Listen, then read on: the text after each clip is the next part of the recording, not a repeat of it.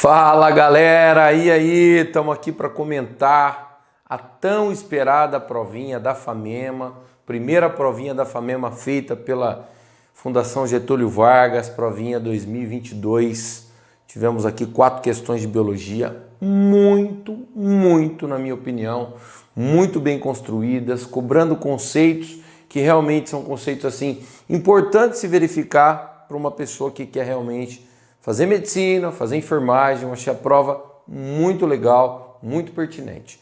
A gente vinha comentando que a tendência dessa prova seria cair citologia, seria cair fisiologia, e foi exatamente isso que aconteceu. Tivemos uma questão de genética, mas que também envolvia um pouquinho de citologia, problemas de aberrações cromossômicas numéricas, mas eu achei a questão muito bem feita. A prova toda realmente voltada para um curso que vai exigir do candidato um conhecimento muito bom na área de citologia e na área de fisiologia humana, tá bom? Então, caiu aí dentro daquilo que nós estávamos esperando. E vamos ver as questões, né? Ó, seguinte, temos aqui uma primeira questão que diz assim: considere o indivíduo que sofre de infecção renal crônica, tá? Tá aqui. O gráfico a seguir mostra o tamanho estimado de uma população bacteriana presente no organismo desse paciente durante um período de tratamento com antibiótico. A linha contínua representa o número de bactérias, tá? Então, essa linha aqui, ó, vai representar o número de bactérias. Começamos com um número alto, né? E depois esse número começa a cair, quando chega aí por volta do 4º dia, né? Esse número bem baixo, o número de bactérias começa a subir novamente, e quando chega aí por volta do 8º dia, ele estabiliza. Bom, isso é a população de bactérias. Bom, aí ele diz assim: a linha tracejada indica a quantidade de antibiótico necessário para controlar o crescimento da população bacteriana. Então, o que acontece? Nós começamos, olha, logo que a infecção começou, né? Nós começamos com antibiótico terapia, uma dosagem bem baixa, e viemos com a dosagem baixa. E quando chega aqui no 5º dia, nós aumentamos a dosagem. Por quê? A população de bactéria tinha caído no 4º dia, e quando chegou no 5º, olha aí o que tinha acontecido, né? O número de bactérias começou a aumentar. Então o que foi feito?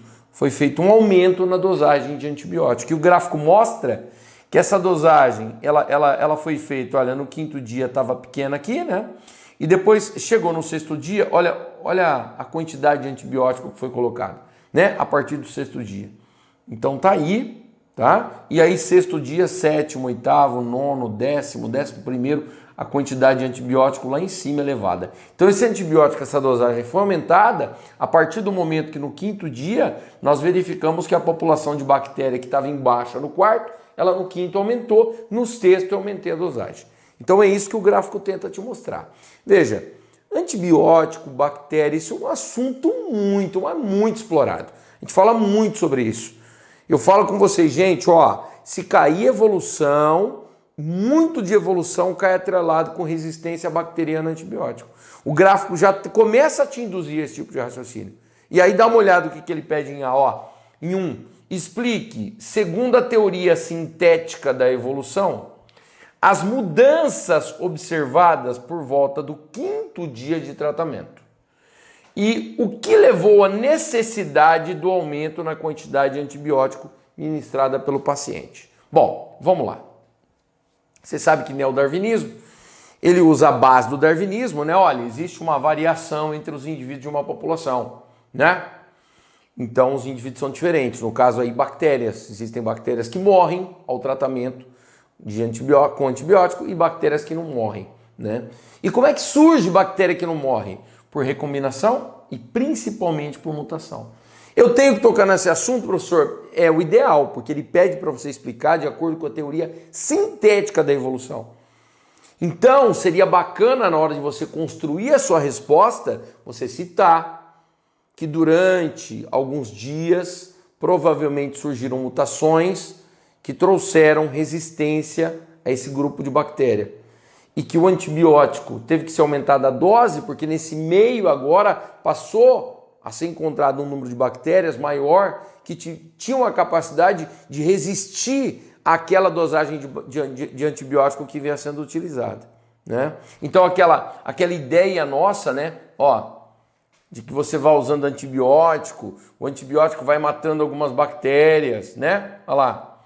E algumas vão ficando vivas, essas vão se reproduzindo, vão passando essa característica para frente até que todo mundo fique resistente. Essa ideia tem que estar na tua resposta, mas também tem que estar na tua resposta a ideia de que a mutação provavelmente trouxe para essa população de bactérias essa capacidade de suportar aquela quantidade inicial do antibiótico. Por isso a necessidade de se aumentar, tá? Então eu construí aqui uma resposta, olha lá, por volta do 5º dia começa a ocorrer um aumento no número de bactérias, o que caracteriza uma seleção natural das bactérias que são resistentes ao antibiótico utilizado no tratamento. E aí eu acho legal na resposta você colocar principalmente que a mutação trouxe essa característica, que ele enfoca o neodarwinismo, sabe? Então eu acho legal você acrescentar isso.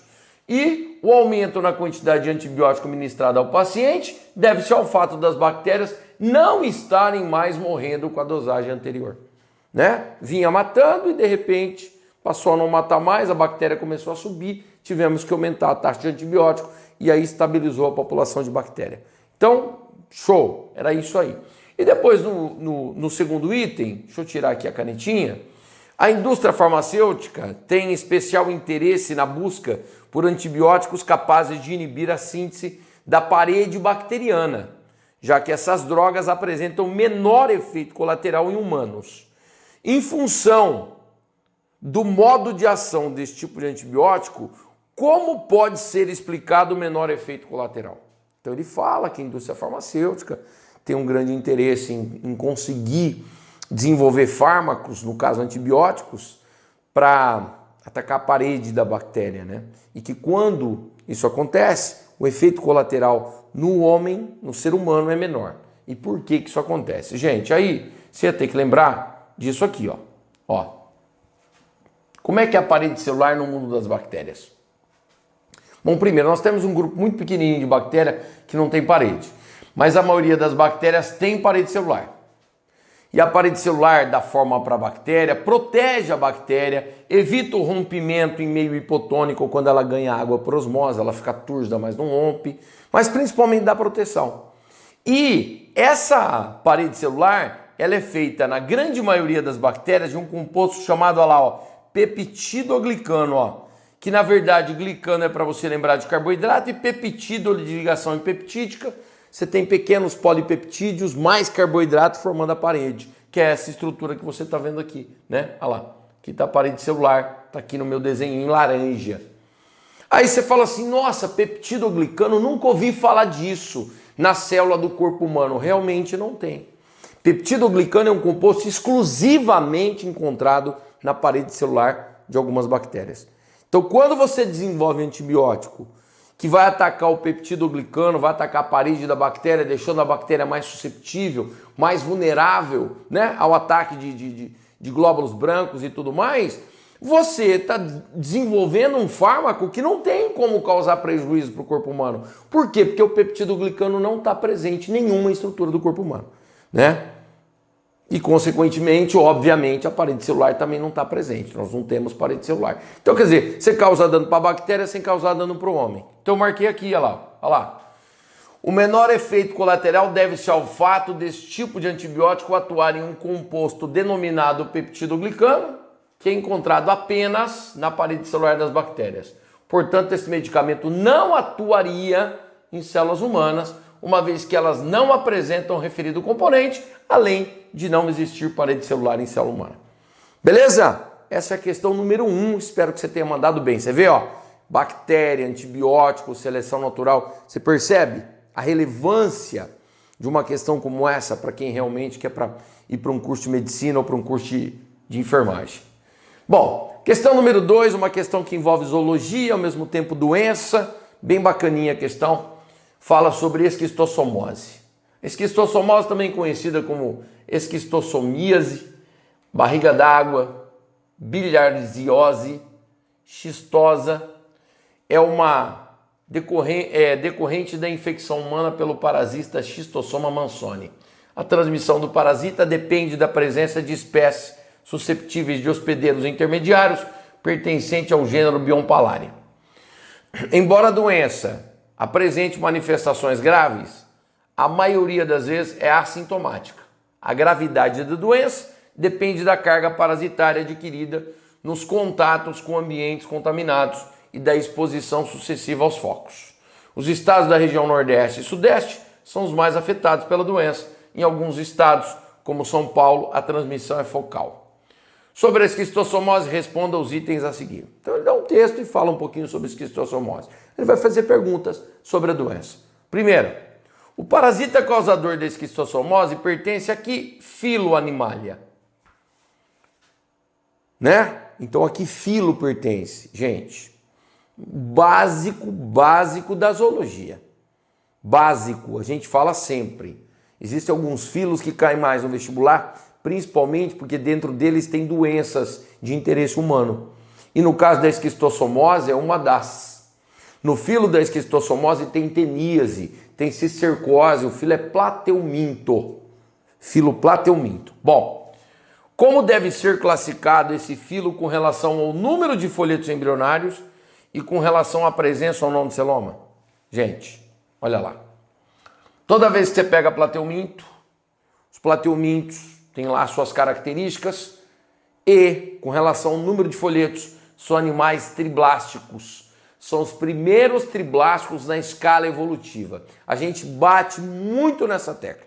Quando a gente vai fazer uma rede de classificação, a gente fala, gente, ó, plateuminto é o primeiro triblástico que existe. Quinidária de blástico, não tem mesoderme, é ecto e endo.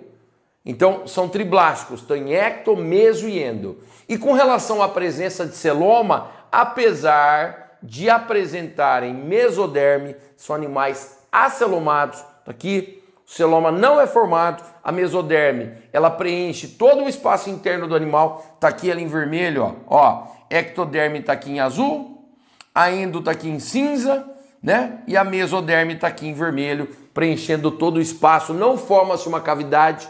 Para quem lembra disso, celoma é uma cavidade totalmente revestida pela mesoderme. Eu tenho mesoderme, mas eu não tenho a cavidade formada pela referida mesoderme. Então o animal é acelomado. Eu marquei aqui, olha lá. Pertence ao filo plateuminto. Apresentam 3 folhetos, sendo triblásticos, tá aí ecto, meso e endo.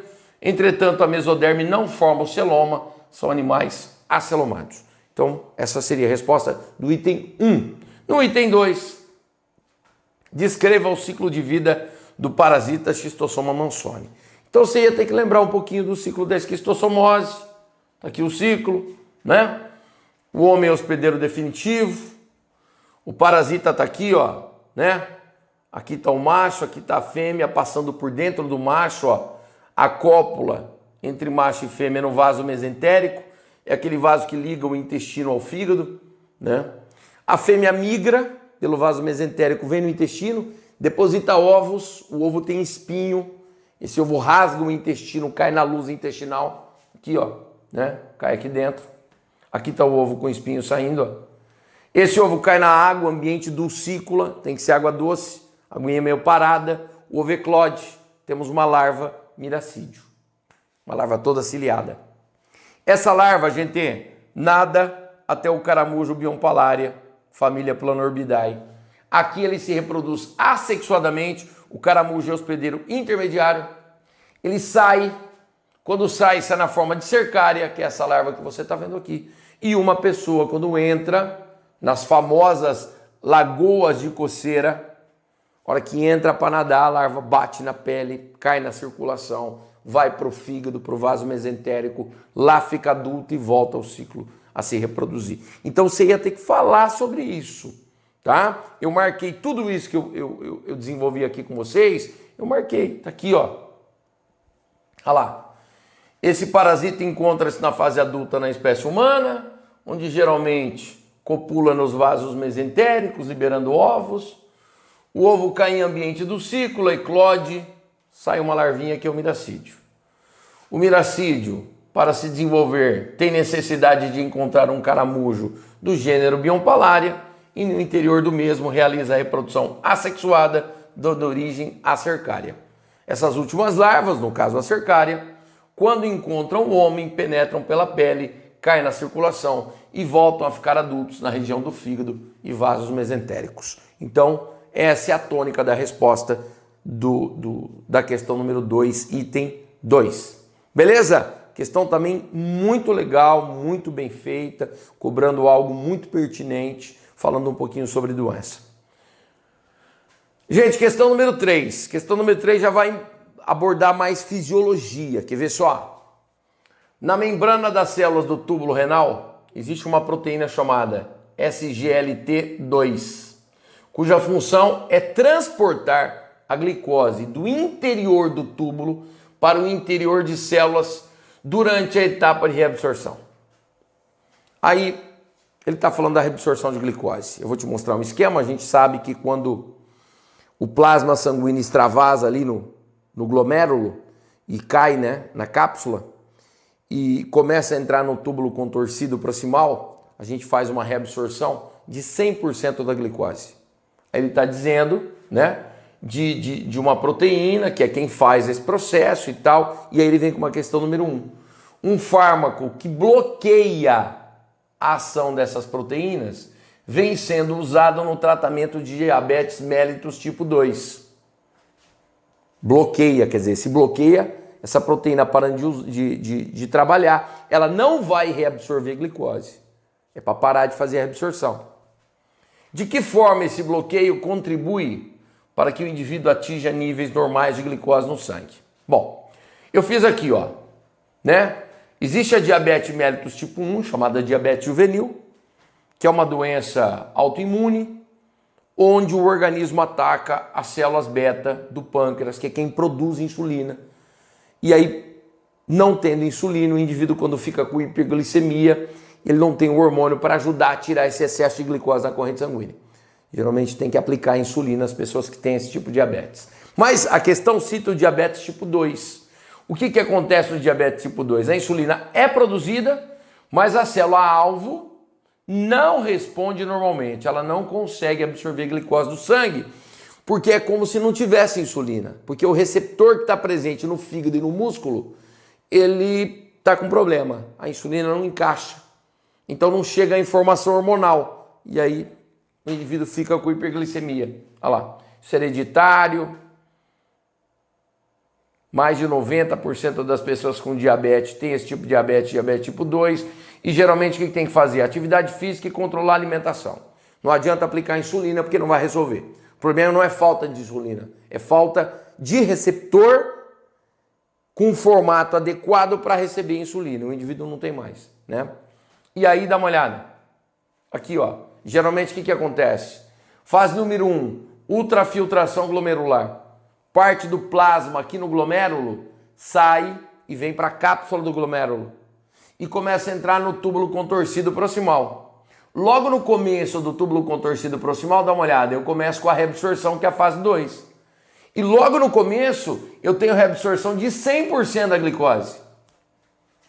Só que o fármaco está bloqueando essa proteína de fazer reabsorção. Para quê? Para que essa glicose que caiu aqui, ela possa sair aqui na urina. Ó, você não faça a reabsorção. Quer dizer, é uma forma que o corpo tem, de, ao invés de trazer a glicose de volta para a corrente sanguínea, deixar a glicose sair no xixi, deixar sair na urina e aí eliminar o excesso. Então você teria que lembrar dessa explicação para poder responder bem a questão, né? Número 1, tá aqui, ó, olha lá. Esse fármaco inibe o processo de reabsorção de glicose no túbulo contorcido proximal, fazendo com que o excesso de glicose venha a ser liberada na urina. Beleza? Então, o 1 da questão 3 era isso. Vamos para o 2. Em indivíduos sadios, o controle da glicemia, concentração de glicose no sangue, é realizada por 2 hormônios antagônicos. Cite o local de produção desses hormônios e explique como eles atuam sobre o metabolismo da glicose. Isso é um assunto que a gente deita e rola nas aulas, porque sabe que cai.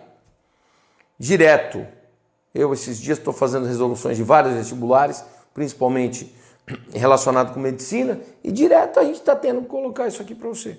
Quer dizer, quais são os 2 hormônios antagônicos que atuam no controle da glicemia? Insulina e glucagon, onde é produzido no pâncreas E para ser mais específico, eu peguei o pâncreas, fiz um corte, é produzido onde? Ó, na ilhota de Langerhans.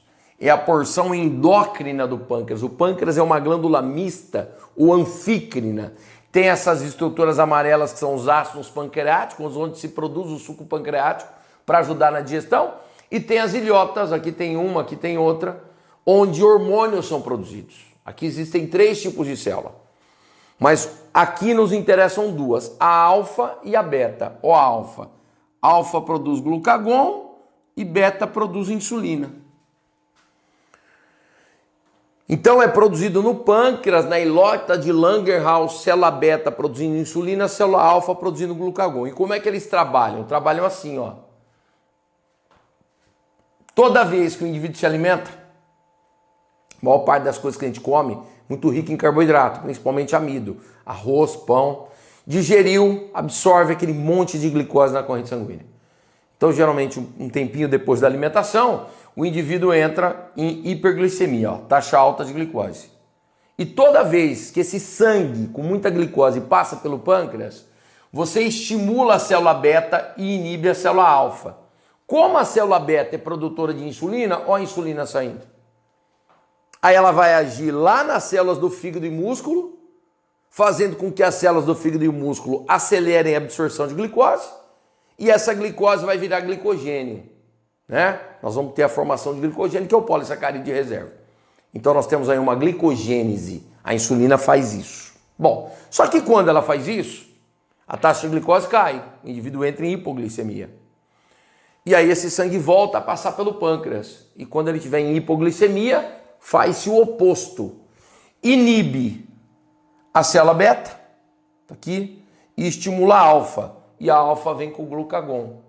Aí o glucagon vai no fígado e no músculo e pede para fazer a glicogenólise, que é a quebra do glicogênio que eu guardei para que as moléculas de glicose que estavam ali guardadas sejam liberadas e a taxa de glicose possa subir. Quer dizer, a insulina quer esconder a glicose e o glucagon quer recolocar na corrente sanguínea. E os dois ficam atuando então de forma antagônica para poder tentar manter uma média, tá? Então eu marquei aqui, olha lá. Esses 2 hormônios são produzidos pelo pâncreas, em regiões chamadas de ilhota de Langerhans, sendo a insulina produzida pela célula beta, o glucagon pela célula alfa. A insulina é liberada em momentos de hiperglicemia, estimulando o aumento da absorção de glicose para o interior do fígado e do músculo. Já o glucagon atua de forma antagônica, estimulando as células do fígado e do músculo a quebrarem o glicogênio e liberarem glicose para a corrente sanguínea. Ou seja, eu coloquei aí em palavras tudo aquilo que eu tinha explicado aqui para vocês. Fechou? Questão bala, muito legal de fisiologia, achei fantástica. Bom, questão número 4, que foi a última questão da prova, diz assim: a deuteranomalia, um tipo de daltonismo. Veja, você pode não conhecer com a expressão deuteranomalia, mas como daltonismo você conhece. A gente fala, gente, daltonismo, hemofilia, distrofia muscular, são causados por genes que estão no cromossomo X. Herança ligada ao sexo, você fica ligado, isso cai muito, pois está aqui. Quer ver? Ocorre quando há uma alteração num tipo de cone, célula da retina responsável pela percepção de cores. A deuteranomalia é uma anomalia genética cuja herança está ligada à região não homóloga do cromossomo X. Quer dizer, só fica no X, você não encontra no Y. Herança ligada ao sexo, né? Considere a seguinte situação: eu tenho uma mulher e o seu companheiro, onde ambos têm visão normal em relação à percepção das cores. Os dois são normais. Bom, aí ele vem e diz assim: no entanto, a mulher é filha de um homem que apresenta a referida doença.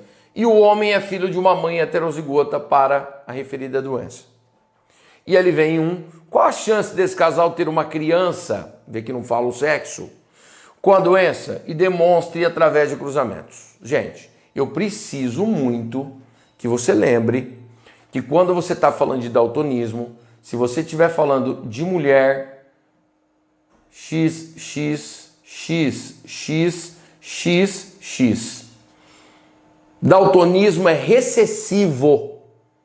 Então uma mulher normal ela pode ser XDzão, XDzão ou XDzão, XDzinho. E a mulher daltônica é XDzinho, XDzinho. Já o homem eu tenho duas opções. Se for um homem normal, no X ele tem Dzão, se ele for daltônico, no X ele tem Dzinho. É isso. Então veja, ó, deixa eu apagar isso aqui para vocês. Olha o que eu faço. Aqui está a mulher. Essa mulher é normal e o pai dela é daltônico. Olha lá o pai, XDzinho Y. Ela é normal, então ela tem um XDzão, mas o pai também mandou um X. Então, veja bem o que acontece. Deixa eu apagar aqui para você. Ó o que acontece. Olha isso. Olha lá. Se ela é normal, ela tem um XDzão, que com certeza veio da mãe. Não foi falado nada da mãe, mas com certeza veio da mãe. O pai não tem esse XDzão. O pai tem XDzinho, mandou um XDzinho. E o cara é normal. Então, pô, se o cara é normal, olha isso aqui. XDzão Y. Ah, mas falou que a mãe dele é heterozigota. Tá, falou realmente. Mas quem mandou o Y? Quem mandou o Y foi o pai. Então, quem mandou o X? A mãe. E se ele é normal, a mãe mandou um XDzão. Não tem por onde. Aí eu faço um cruzamento, ó. Isso com isso. Olha lá, XDzão, XDzão. Isso aqui com isso. XDzão Y. Isso com isso. XDzão, XDzinho. E isso com isso. XDzinho Y. Qual que é a probabilidade de nós termos uma criança que apresente a doença? Olha lá, 1/4. Isso aqui é uma mulher normal, isso é um homem normal. Isso é uma mulher normal heterozigota, isso é um menino com a referida doença. Então é 1 em 4 possíveis, 1/4, tá? Ele pede para você demonstrar como é que você chegou no valor, não adianta só colocar 1/4. É isso aqui que nós fizemos, tá bom? Bom, item 2. O casal teve uma criança com síndrome de Klinefelter e daltônica. Aí você tem que lembrar, lá de citologia, quando termina, que a gente fala de aberrações cromossômicas. Como é que é o Klinefelter? X, X, Y. É uma trissomia dos cromossomos sexuais. Daí em homem, X, X, Y. Aí ele fala assim, ó, e é daltônico, hein? O médico da família disse que provavelmente o problema ocorre na meiose produtora de óvulo que deu origem à criança.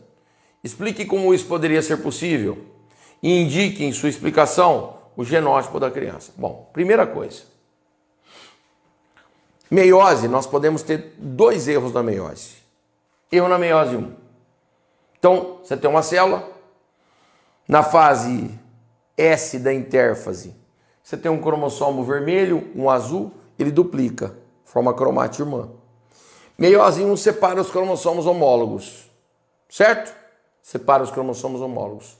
Você pode ter um erro na meiose 1 e não conseguir separar os cromossomos homólogos e os dois para lá e aqui ficar sem nada, tá? Isso pode acontecer. Então imagine, por exemplo, que aqui é o X, né?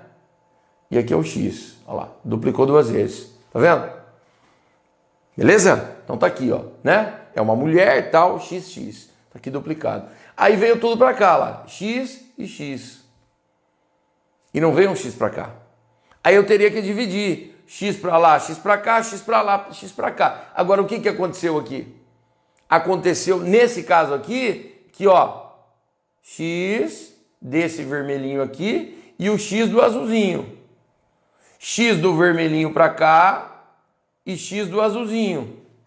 Só que você não pode esquecer, dá uma olhada nisso aqui. Dá uma olhada nisso aqui. Ó a mulher aqui, ó, ela é Dzão, Dzinho. Certo ou não? Ela é Dzão, Dzinho. Então eu vou voltar aqui, ó. Eu preciso que você entenda que, por exemplo, esse é Dzão e esse é Dzinho. Esse é Dzão e esse é Dzinho. Você acha que a criança poderia vir de um erro na meiose 1? Não poderia. Por quê? Porque a criança, além de ter Klinefelter, ela é daltônica. E se ela é daltônica, ela vai ficar X, X, os 2 X vieram da mãe, porque a mãe só tem X. Ele falou que o erro na meiose foi por conta da formação do óvulo. Se acontecesse um erro na meiose 1, a criança ia ter Dzão aqui e Dzinho aqui. E aí um Y, que viria do pai. Mas a criança é daltônica. Então o problema não foi na meiose 1. O problema foi na meiose 2. Olha lá, ó. X aqui, X aqui. Então você imagine que aqui tem Dzão, Dzão duplicado, e aqui é Dzinho duplicado. Tudo bem? Olha lá, Dzinho duplicado. Meiose 1, aconteceu normal. Separei os cromossomos homólogos, o vermelho para cá e o azul para cá. Houve uma separação dos homólogos, tá? Aí meiose 2, separei as cromátides irmãs aqui. Então, por exemplo, aqui veio um Dzão, aqui o Dzão, normal. Só que aqui teve erro, ó. Eu não separei as cromátides irmãs. E aquele cromossomo que estava com o Dzinho, ó lá, tá vendo? Ó, caiu os dois aqui. Então ficou XDzinho, XDzinho, aí veio um espermatozoide com Y, fecunda, dá X, X, Y. Então o erro aqui foi na meiose 2, na hora de separar as cromátides irmãs, e não na meiose 1, na hora de separar cromossomo homólogo. Então você ia ter que ter uma noção de meiose, você ia ter que lembrar das aulas de aberrações cromossômicas numéricas, a gente fala de Klinefelter, né, dá uma importância grande, porque direto cai, tá aqui, né, um exemplo. Então tá aí, ó, o genótipo da criança com síndrome de Klinefelter daltônica, faltou um L, é XDzinho, XDzinho, Y. Tá aqui, ó, tá? E o que ocorreu foi um erro na meiose 2, onde não houve separação das cromátides irmãs, indo 2 cromossomos XDzinho para o interior do óvulo, que foi fecundado por um espermatozoide Y. E aí ficou XDzinho, XDzinho e Y. Gente, com isso fechamos a resoluçãozinha da prova da FAMEMA. Volto a dizer, essa foi uma prova fantástica, muito top. Se você teve dificuldades, a minha opinião sincera é que realmente, de repente, faltou coisas importantes ainda para você ter compreensão, porque ele só cobrou coisas que são muito pertinentes ao mundo da medicina, ao mundo da enfermagem. Tá bom? Espero aqui que você faça bom proveito aí com a resolução, mesmo com os erros, que você aprenda, mesmo errando, saber onde você errou para poder ter um bom desenvolvimento em outras provas aí que com certeza virão, tá bom? Agradeço muito sua atenção, fica aqui o meu abraço, toda a sorte do mundo para você, tamo junto sempre, te espero na próxima, obrigado, valeu!